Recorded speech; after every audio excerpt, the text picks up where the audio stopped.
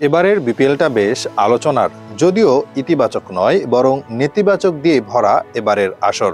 খেলোয়াড়দের টাকা না দেওয়া, খেলোয়াড়দের ট্রেনিং বাদ দেওয়া, ভালো না খেলার জন্য পেমেন্ট আটকে রাখা, হোটেল ছেড়ে চলে যাওয়া, বিদেশি খেলোয়াড় ছাড়া ম্যাচ অনুষ্ঠিত হওয়া, আরও কত কি। বড় বড় তারকাদের বিদায়ের মিছিল তো আছেই। ফরচুন বরিশালের শাহিন আফ্রিদি 5 ম্যাচ খেলে চলে গেছেন। সিলেট পর্বের পর থেকে এই দলে নেই কাইল মায়ার্সও। রংপুর রাইডার্সের অ্যালেক্স হেলসও চলে গেছেন সিলেট পর্ব শেষে, যা বিপিএল এর জন্য আক্ষেপের। তবে এর মাঝে দেখা দিয়েছে আশার আলো। নেতিবাচক দিকে ভরা বিপিএল এর শেষ দিকে এসে আভাস দিয়েছে জমে ওঠার।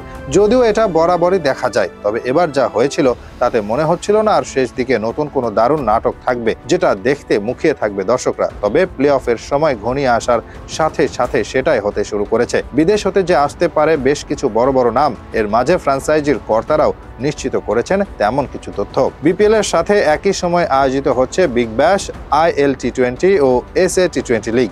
এত লিগের ভিড়ে বিদেশি তারকা পাওয়া বেশ কঠিন ছিল বিপিএল এর দলগুলোর জন্য। তবে এর মাঝেই বিগ ব্যাশ শেষ দিকে, বাকি শুধু ফাইনাল। আগেই বাদ পড়ার পর বিপিএল খেলতে চলে আসেন অ্যালেক্স রস। তিনি এসে জানান, যেহেতু বিগ ব্যাশ এখন শেষের দিকে, এবার অনেকেই আসতে পারেন বিপিএল খেলার জন্য। তবে এত বড় বড় ধামাকা যে অপেক্ষা করবে সেটা বোধহয় কারো অনুমানেও ছিল না। প্লে অফকে সামনে রেখে বিদেশি বড় বড় তারকা দলে আনার জন্য চেষ্টা চালিয়ে যাচ্ছে প্লে অফ নিশ্চিত করা রংপুর রাইডার্স ও ফরচুন বরিশাল। এর মাঝে বিগ ব্যাশ শেষ করা অজি ক্রিকেটার টিম ডেভিডকে দলে নেওয়া নিশ্চিত করেছে রংপুর। এটা যতটা চমক দেওয়া তার চেয়েও চমক প্রস্তুত রেখেছে তারা। রংপুর ফ্র্যাঞ্চাইজি সূত্রের দাবি, অস্ট্রেলিয়ার ডেভিড ওয়ার্নার এবং ওয়েস্ট ইন্ডিজের সুনীল নারায়ণের সঙ্গেও চুক্তির আনুষ্ঠানিকতা সেরে ফেলা হয়েছে। কোন সময়ে কাকে আনা হবে সেটি ঠিক হবে পরে। 27 তারিখ সিডনি থান্ডার্সের হয়ে বিগ ব্যাশ ফাইনাল খেলার পর জানা যাবে ওয়ার্নারের বিপিএল আসার দিনক্ষণ।